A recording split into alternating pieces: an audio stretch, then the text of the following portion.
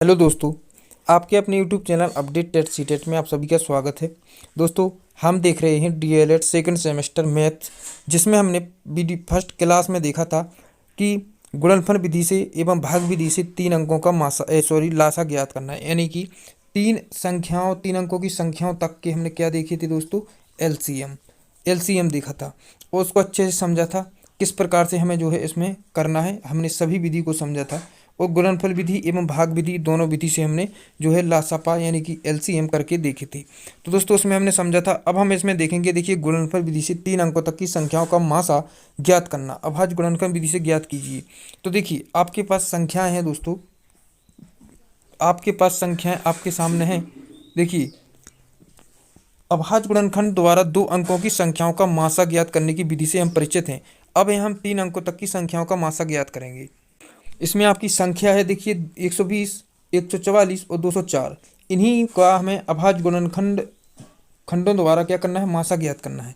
अब देखिए, गुणनखंड आप कैसे निकालते हैं, मैंने आपको बताया था। मान लीजिए यहाँ पे 8 है, तो 8 के गुणनखंड आप कैसे निकालेंगे? यहाँ पे देखिए 8, आप इस प्रकार से इसके गुणनखंड निकाल सकते हैं। 2 से आप इसको विभाजित करेंगे तो यहाँ 4 बचेगा। फिर दोस्तों यहाँ 2 से विभाजित करेंगे 2 बचेगा। फिर आप इसको 2 से विभाजित करेंगे तो 1 बचेगा। तो यह क्या है? यही तो आपके अभाज्य गुणनखंड है दोस्तों। तो इस विधि से आप इसके अभाज्य गुणनखंड करेंगे। देखिए, 120 के जो हमने अभाज्य गुणनखंड किए, 2 गुणे 2 गुणे 2 गुणे 3 और गुणे 5, इस प्रकार से इसके अभाज्य गुणनखंड हुए। फिर हमने 144 की जो है अभाज्य गुणनखंड किए। अभाज्य गुणनखंड का मतलब होता है कि यह किसी और संख्या से ना कटे, एक और स्वयं के अलावा किसी भी संख्या से ना कटे, उनको हम अभाज्य गुणनखंड कहते हैं। इसी प्रकार देखिए, यह आप संख्याएं देख रहे हैं, यह स्वयं और एक के अलावा किसी से नहीं कटेंगे, इन्हीं को हम अभाज्य गुणनखंड या गुणनफल कहेंगे। तो दोस्तों इसी के देखिए गुणनखंड है। अब देखिए 204 के गुणनखंड आपके सामने है। तो जैसा कि हम जो है एलसीएम में करते थे कि यहाँ पे देखिए 2 कितनी बार है? 3 बार है। तो यहाँ पे हम 2 लिख के और 3 इसमें घात ले लेंगे दोस्तों, गुणा। फिर देखिए 3 है तो हम 3 एक बार है तो एक बार ले लेंगे। फिर है 5 तो 5 ले लेंगे। फिर देखिए यहाँ 3 2 4 बार है तो यहाँ पे हम 2 और घातें ले लेंगे 4। फिर दोस्तों गुणा लगाएंगे। फिर 3 है 2 बार तो 3 को 2 बार लिखकर हम इसमें घात लगा देंगे। इसी अनुसार 204 का देखिए 2 है 2 बार तो हम 2 2 बार ले लेंगे। फिर गुणा, और 3 गुणे 17 तो हम यहाँ पे 3 गुणे 17 ले लेंगे यहाँ पे। इस प्रकार हमने लेने के बाद देखिए, एलसीएम में होता था कि हम जैसे मान लीजिए इसमें सबसे छोटी संख्या कौन सी है? 2 है। तो 2 पे जो सबसे मैक्सिमम घात है यानी सबसे बड़ी घात है, तो दोस्त देखिए यहाँ पे आप देख रहे होंगे कि 2 पे घात है 2, यहाँ पे देखिए 2 पे घात है 4, यहाँ पे देखिए 2 पे घात है 3। तो दोस्तों हम कौन सी संख्या लेते थे? सिर्फ एलसीएम की बात कर रहा हूँ मैं। एलसीएम में हम वह घात लेते थे, देखिए सबसे छोटी संख्या 2 है, जिस पे सबसे 2 पे सबसे बड़ी घात हो, यानी 2 पे सबसे बड़ी घात है 4, तो हम इसमें दोस्तों देखिए इस पे हम 4 ले लेते। फिर इसके बाद 2 से बड़ी कौन संख्या है? 3। 3 पे सबसे बड़ी घात है 2, तो हम दोस्तों देखिए इस पे गुणा लगा करके 3 और घातें 2 ले लेती। इसके बाद दोस्तों आपकी है देखिए 5, तो हम इसमें 5 ले लेती। फिर दोस्तों आपका 17 है तो हम 17 ले लेती। अब देखिए, अब परंतु मैं एससीएफ की बात करूंगा। एससीएफ में ऐसा नहीं होता है। एससीएफ में इस प्रकार से अलग होता है। देखिए मैं एससीएफ का भी आपको बता देता हूँ। इस प्रकार से हम एलसीएम में कोई भी संख्या ऐसी नहीं होती थी जिसको हम छोड़ दें, परंतु एचसीएफ में हम छोड़ देते हैं संख्याओं को। देखिए किस प्रकार से बात करें अगर एचसीएफ की, तो एचसीएफ में हम क्या करते हैं कि 2, देखिए यहाँ पे आपका 2 का घात 3 है, 2 की घात 3 है, 2 पे घात 4 है और 2 पे घात 2 है। तो यहाँ पे हम सबसे छोटी घात लेते हैं। यहाँ पे हम कौन सी लेते हैं? सबसे छोटी घात। तो आप यहाँ पे देख रहे होंगे 2, 2 पे सबसे छोटी घात कौन सी है? 2, 2 है तो इसको हम ले लेंगे। फिर देखिए इसके बाद आता है 3, तो 3 पे सबसे छोटी घात है कौन सी है? 3, तो हम 3 ले लेंगे।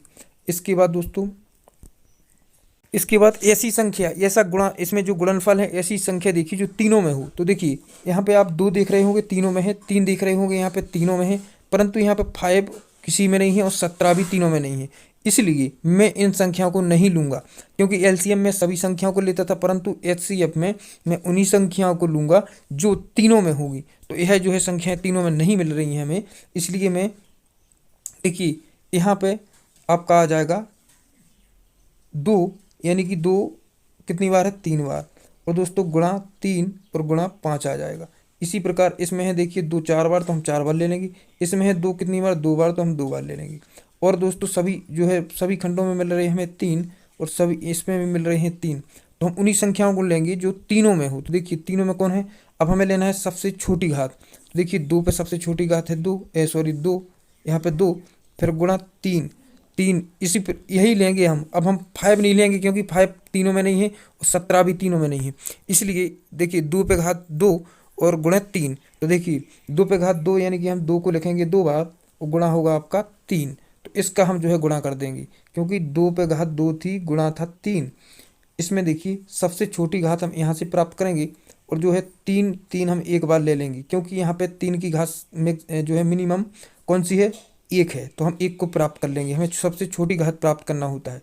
और जो 17 है वो आपका 5 है, यह जो है तीनों में नहीं है। अगर तीनों में होता तो हम ले लेते, परंतु तीनों में नहीं है इसलिए मैं इसको नहीं लूँगा। तो इसको हम देखिए इस रूप में लिख सकेंगे।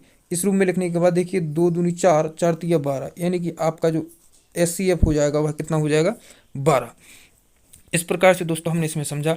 अब देखिए आपकी जो विधि है करने की, कि पहले सही संख्याओं के अभाज्य गुणनखंडों को देखकर उनमें से सबसे छोटा अभाज्य गुणनखंड चुनिए। जैसा कि छोटा यानी कि 2 पे 4 है, फिर 2 पे 2 है और 2 पे 3 1 है, तो हम सबसे छोटा कौन से लेंगे, 2 लेंगे क्योंकि यह सबसे छोटा वाला लेंगे। फिर दूसरा है आपका वह है जितनी बार सभी संख्याओं के गुणनखंडों में सर्वनिष्ठ हो उसे उतनी ही बार लिख देते हैं। इसी क्रम में उससे बड़े अभाज्य गुणनखंड को चुनकर लिखिए। अब 2 के बाद फिर हम क्या लिखेंगे, 3 लिखेंगे। अगर 3 पे 3 2 घात है, फिर 3 पे 3 घात है, 3 पे 4 घात है, तो सबसे हम पे कौन लेंगे दोस्तों, यह लेंगे। फिर देखिए इसी प्रकार सभी सर्वनिष्ठ गुणनखंडों को लिख लीजिए। तो इस प्रकार हम लिख लेंगे, सभी का गुणा करके अभिष्ट मात्रा ज्ञात करेंगे। बस फिर इनमें से जो हम संख्या निकाल लेंगे, इनका गुणा कर देंगे, हमें जो है मात्रा प्राप्त हो जाएगा। अब देखिए भाग विधि से 3 अंकों तक की जो है संख्याओं का मात्रा ज्ञात करना। तो देखिए इसमें दूसरी विधि है आपकी, इसमें हम कैसे मात्रा को देखिए ज्ञात करते हैं। 671 और 781, 1441 का भाग विधि से मात्रा ज्ञात कीजिए। तो इसमें हम सबसे पहले देखिए, सबसे पहले हम छोटी संख्या का यानी कि छोटी संख्या का उससे बड़ी संख्या में भाग, यानी कि जो है उससे बड़ी संख्या में हम भाग देते हैं। जैसा कि आप यहाँ देख रहे होंगे 671 का हमने भाग दिया 781 में। तो दोस्तों देखिए एक बार जाएगा, फिर हम इसमें से इसको हम घटा देते हैं। देखिए इसमें से हम घटा देंगे, घटाने के बाद जो हमें कितना प्राप्त होगा, 110।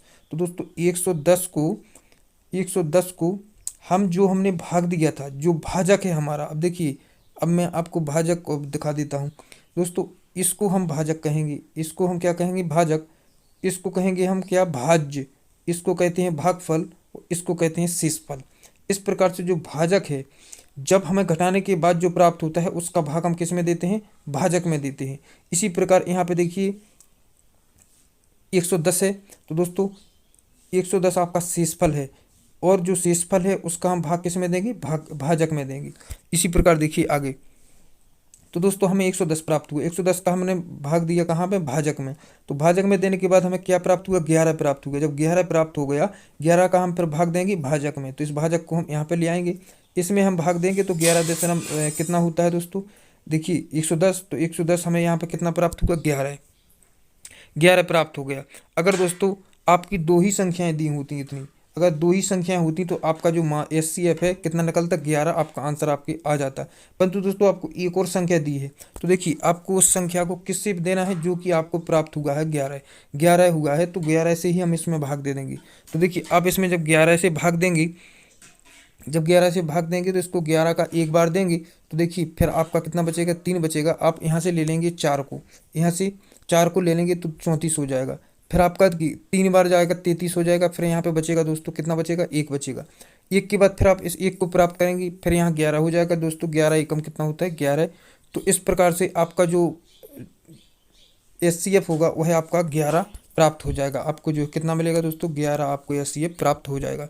इस प्रकार से इसमें हम जो है मासापा करते हैं, किससे, भाग विधि से।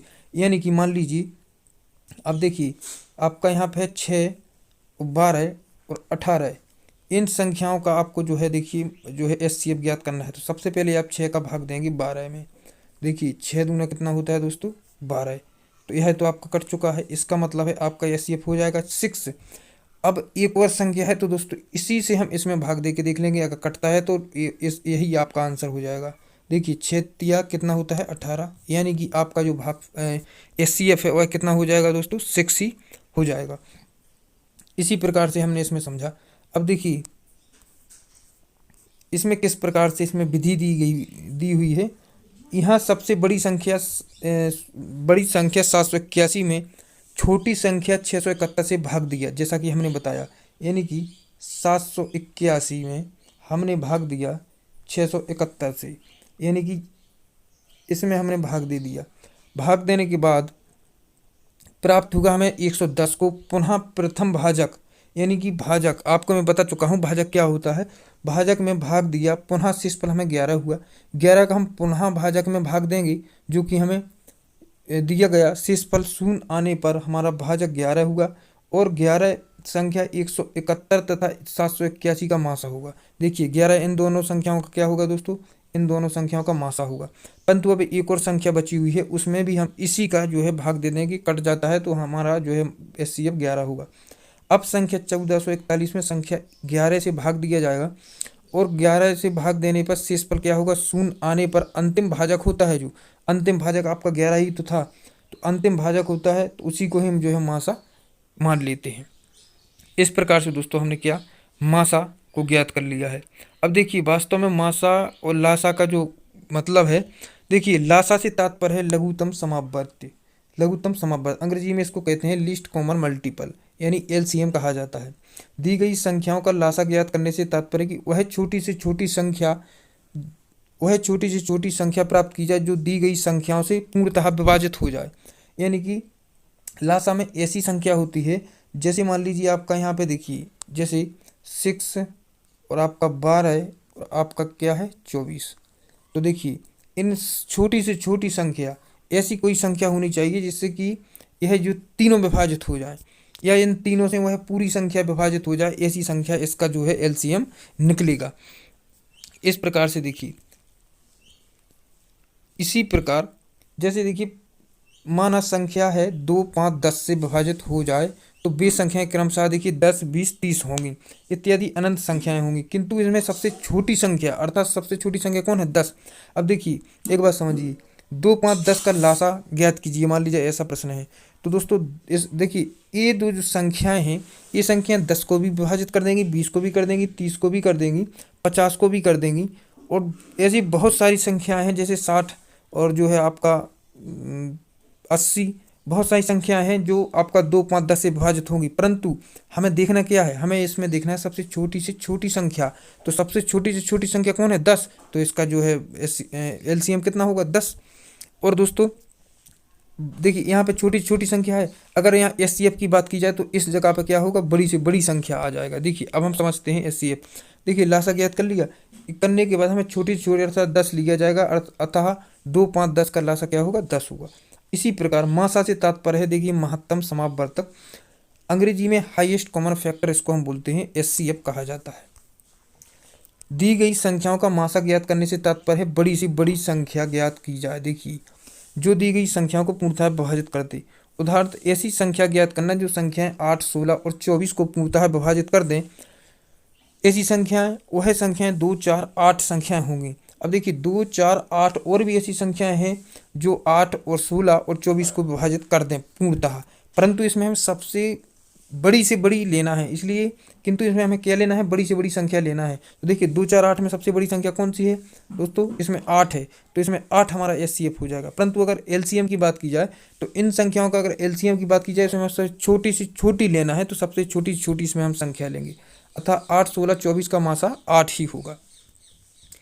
देखिए याद रखें, दी गई संख्याओं का लासा दी गई संख्याओं से सबसे बड़ी संख्या होगी, सबसे बड़ी संख्या होगी वहाँ पे कौन सा होगा दोस्तों लासा होगा। यदि ऐसा नहीं हुआ तो ऐसी संख्या होगी जिसका मान दी गई प्रत्येक संख्या से अधिक हो। देखिए मासा दी गई संख्याओं से सबसे छोटी संख्या हो सकती है, यदि ऐसा नहीं हो तो ऐसी संख्या का मान प्रत्येक संख्या से छोटा होता है। सह आवाज संख्याओं का मासा सदैव एक होता है। सह आवाज मतलब जो स्वयं से कटती हूँ। अब देखिए दोस्तों आपका मूल्यांकन आ गया है, इसमें आपकी जो है फर्स्ट इकाई है, जो इकाई 1 से इकाई 1 के जितने भी प्रश्न बनते हैं तो इसमें जो है हम सीखेंगे। देखिए आपके 125, 220 और 275 का लासा ज्ञात कीजिए गुणनखंड विधि से। इसी प्रकार जो है भाग विधि से लासा ज्ञात कीजिए। फिर देखिए गुणनखंड विधि से मासा ज्ञात कीजिए, फिर भाग विधि से मासा ज्ञात कीजिए। सबसे छोटी से छोटी संख्या बताइए जो 20, 25, 40 से अब पूर्णतः विभाज्य हो। दोस्तों इस प्रकार के प्रश्न आपकी परीक्षा में पूछे जाते हैं। वह बड़ी से बड़ी संख्या ज्ञात करो जिससे 590 और 908 तथा 1014 को भाग देने पर प्रत्येक दशा में समान शेष बचे। इन संख्याओं से वह छोटी छोटी संख्या ज्ञात कीजिए जिसको 15, 25, 30 से विभाजित करने पर प्रत्येक दशा में एक बचे। तो दोस्तों ऐसे प्रश्न आपके पूछे जाते हैं। तो दोस्तों यह पार्ट 2 है। इसमें हमने मासा सीखा, पहली वीडियो में हमने लासा सीखा था। और इसके बाद जो वीडियो आएगी दोस्तों, इसके बाद जो वीडियो आएगी उस है मूल्यांकन के आपके जितने भी इसमें सवाल हैं सभी सवालों को हम इसमें डिस्कस करेंगे। जितने भी आपके जो इसमें सवाल दिए गए हैं, देखिए प्रश्न दिए गए हैं, इसको हम समझेंगे। इसके बाद ही हम जो है इकाई 2 पे पहुंचेंगे। पहले हम इन सभी सवालों को 11 के 11 आपके जो सवाल हैं उन सबको हम जो है प्रश्न हैं इनको हम पहले सॉल्व करेंगे, इसके बाद ही हम आगे बढ़ेंगे। दोस्तों अगली वीडियो में इसी को हम जो है डिस्कस करेंगे। और दोस्तों डीएलएड सेकंड सेमेस्टर की आपकी मैथ्स की हमने प्लेलिस्ट चैनल पर बना दी है, तो आपको प्राप्त, यदि आप चैनल पर जाएंगे तो आपको डीएलएड सेकंड सेमेस्टर मैथ करके प्लेलिस्ट मिलेगी, उसमें आप एक एक करके सभी वीडियो को देख सकेंगे। तो दोस्तों फिर इसी प्रकार हम मिलते हैं अगले वीडियो में। जब तक अपनी पढ़ाई को कंटिन्यू रखिए, अपना ध्यान रखिए। Thank you.